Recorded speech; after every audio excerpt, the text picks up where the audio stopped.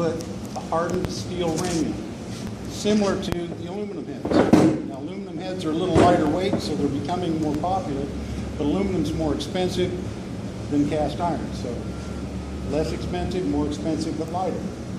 The aluminum is so soft that they cannot use the aluminum as a seating surface. They have to drive a hardened steel ring in like you see right here. So that ring is slightly different metal. It's larger in diameter than the hole it's sitting in, so they call that an interference fit.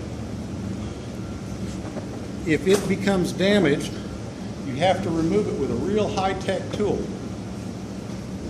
You put that in there and just lever it out. Then the new one, in order to get it in that hole, because the hole is smaller in diameter than the ring you're going to put into it, you have to freeze the ring. The typical way for us, which makes it shrink, so the typical way for us machinists to do that is to take either gasoline or diesel fuel. I like diesel fuel, sorry. So I take diesel fuel, put dry ice in it. The diesel fuel carries the temperature of the dry ice, and I can drop the ring in the diesel fuel, and the ring will very quickly shrink to the temperature and size that it is, like that. Then you drive it in. When the temperature of the head and the ring become the same, the ring swells up and jams in that hole so tight that you have to pry it out. Right? Pretty cool deal. The second place that the valve hits the cylinder head is at the valve guide. In an aluminum head, there again, aluminum is way too soft, so they have to put a replaceable metal tube, which, like I said, is replaceable. There's a replacement unit. So to put these in, you have to heat the cylinder head up, which makes it expand. Then you drive these out with a real fancy tool again. It's a special punch and a big hammer. Hammer. So you have to heat it up to that? Heat it. Put it in an oven. They make special ovens for us guys that don't have glass doors. Any oven will do. The last one I did, I heated up in a toaster oven. There is an issue with heating up metal in that when you get to a certain temperature, it's in the 350 to 400 degree range, and then you cool it off, the metal becomes brittle. So there is a limit to how hot I can get this aluminum cylinder head and have it cool back down and still be usable. I knew a guy who found that out the hard way. He was a scuba diver, and he had lots of money because he owned a body shop. He decided that his boat should match his truck. So he had this real pretty metal flake blue Ford pickup truck. So he painted the boat blue metal flake.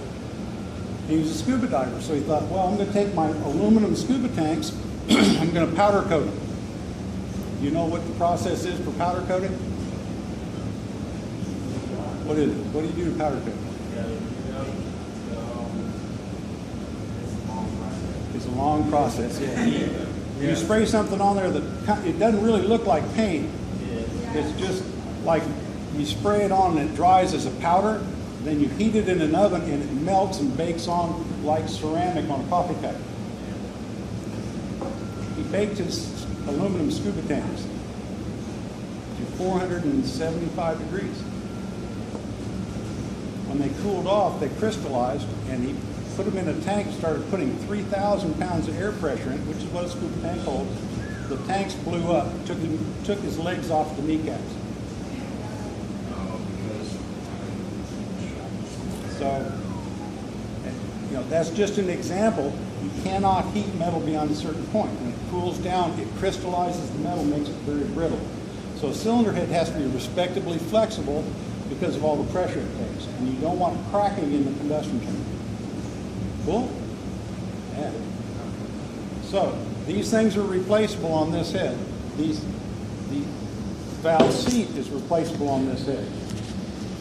On this head, the valve guides are cast into the casting of the head.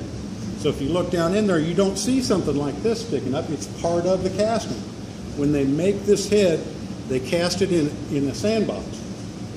Then they machine out all the flat spots. So when they cast it where the valve guide goes, just drill a hole in it. And then on the top side where the valve seats, where the valve seals go, they machine the top of this to accommodate the spring and the seal that seals the oil out, right? But that's part of the casting of the head. What happens when that guy wears out? You take it to a guy like me. He drills a hole in that and presses one of these steel ones in. But that's kind of expensive. Is there a cheaper way you can do that? I mean, the cheap. Putting this in and drilling that hole larger is not an operation you do in a normal shop. This is a machine shop operation. You have to send this away. Is there something you can do in your shop to do that job? Heat it up. Why? It's worn too large in diameter. Metal is gone. What are you going to do? There is. Don't remember now. There's two options. One of them is called a valve guide neuralizer. Now, I know you all have watched that show where they neuralize people and they say, look into the red light, you know, and they press the button. What was that? What was that? Yeah. This is a different neuralizer. Look into the red light. This is a kit that you can buy. This is a cheap kit. They make a very much more expensive one. And this is a tack, but it is not designed to cut threads. It's designed to push metal out of the way. All right? Put a tool on the top of that. As I thread it in there, it's not removing metal. It's taking that thread and pushing it into the cast iron. So, what does that do? Oh my gosh. It causes the metal that's there to squish up, making the hole smaller. It's something fancy, like you said, it displaces the metal. If I take a rock, drop it into some sticky mud, there's a hole where the rock went, but the mud all around the hole raises up because the mud that was in the hole gets pushed out. Right? So now the mud's taller. As this thread is pushing out into the steel, it shoves cast iron in, makes it smaller in diameter. Cool. Then I have to take this device, stick it in there with an electric drill and push it down in there, rotating it, and it squeezes it out to approximately the size that I need the valve guide to be.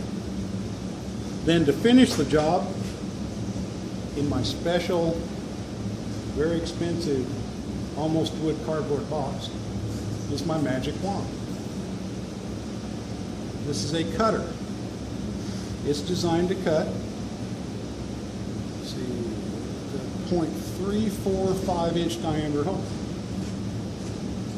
So if my valve guide is 0.343 and I cut this to 0.345, I now have a 2/1000 of an inch oil gap. That's appropriate for a valve guide. So that guy would go in there.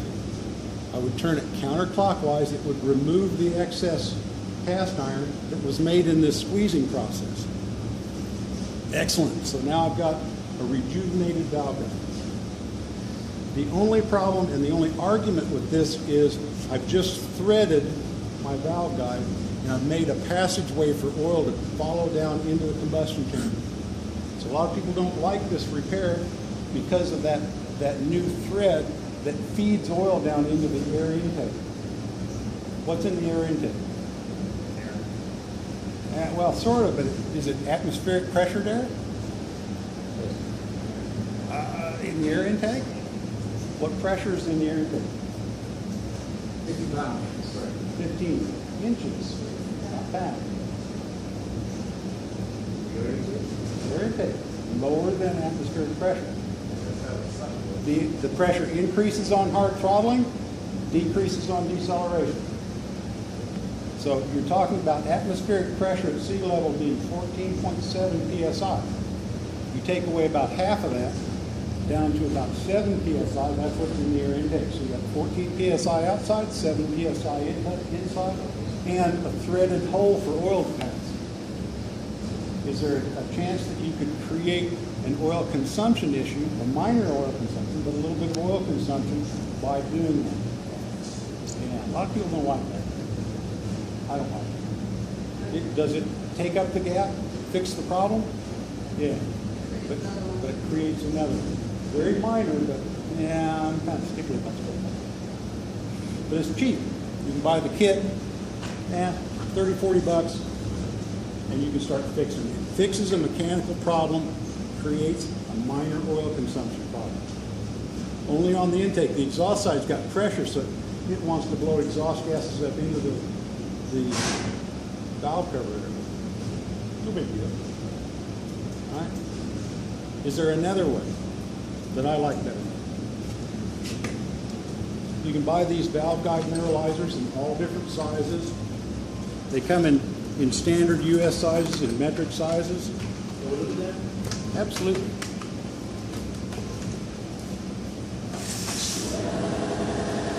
Even comes with a fancy little scrub brush. You can clean all the crap out of there when you're done. Cool? But,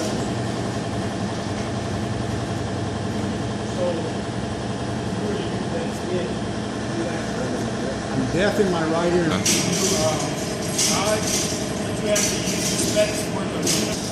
If you look at the service manuals for each engine, they have very detailed specifications on the diameter that the valve guide has to be, the diameter the valve has to be. Man, you need an electric motor for a little diesel engine. I get a little single cylinder 10 horse diesel that do that. Really? Yeah, and zip that bad boy down. So I understand your question was, how do you get specifications for what size do you use and all? Yeah, it's the service manual for the engine, the factory service manual for the engine should give you those specifications. If you go down to AutoZone and you buy one of those off the shelf, what brand are those things? Little blue books AutoZone sells. Like the Haynes. Haynes. You know, my problem with the Haynes manual, I bought one. And I'm like, oh great, I got the manual, you know, I'm reading through it, and I get down to the point of the shit that I need to know, sorry about the language, the crap I need to know, and guess what it tells me? Oh, you should see a qualified technician to have that done. I'm like, dude, I am a qualified, I just bought one of the specs out of the book. So, the books you buy at AutoZone don't go that far because they are selling to homeowner type people. So the factory manual will give you those kinds of specifications. Cool? I have a question. Yeah. Are these for like one-time use, or can you use them multiple times? What, the vacuum- neuralizer? Yeah, the neuralizer. Now, that's the problem. Once I've neuralized that, what happens when it wears out the second time? Yeah, you're messed up because you've already squished the metal out of it. God, that's the second reason I don't like this. So is there a better way that I like? Really not functioning, but You know, there's something that they've been using as a bearing surface since, a long time, hundreds of years, before automobiles even hit the earth. They've made old-timey wind-up clocks. All the bearings and bushings in that are made out of material that's been around since the Bronze Age. And what is it? Bronze. What is really cool about brass? It's malleable, which means you can form it real easy. And guess what? It absorbs oil. It likes to absorb oil. So a lot of times, all over the vehicles, you'll find little brass bushings inside the starter, the door hinges. They're all made out of little chunks of brass. Why do they do that? Because it makes a really darn good bearing. Why does it make a good bearing? It's porous like a sponge, and it absorbs oil and becomes a bearing surface. I like that. Oh man, I like something. So what would happen if I found me a piece of brass that looked surprisingly like a helicoil, but without any threads inside? Y'all know what helicoils are? Half of you do. The rest of you are looking at me like I've got a third eyeball right here. If you've messed up a thread in a hole, you can drill the hole out, and then you get a spring that's threaded on the outside and threaded on the inside. What if I got a spring made out of bearing material that's threaded on the outside and smooth on the inside?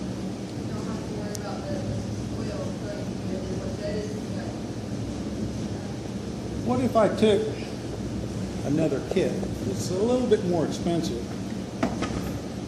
and instead of squeezing threads, I cut the threads?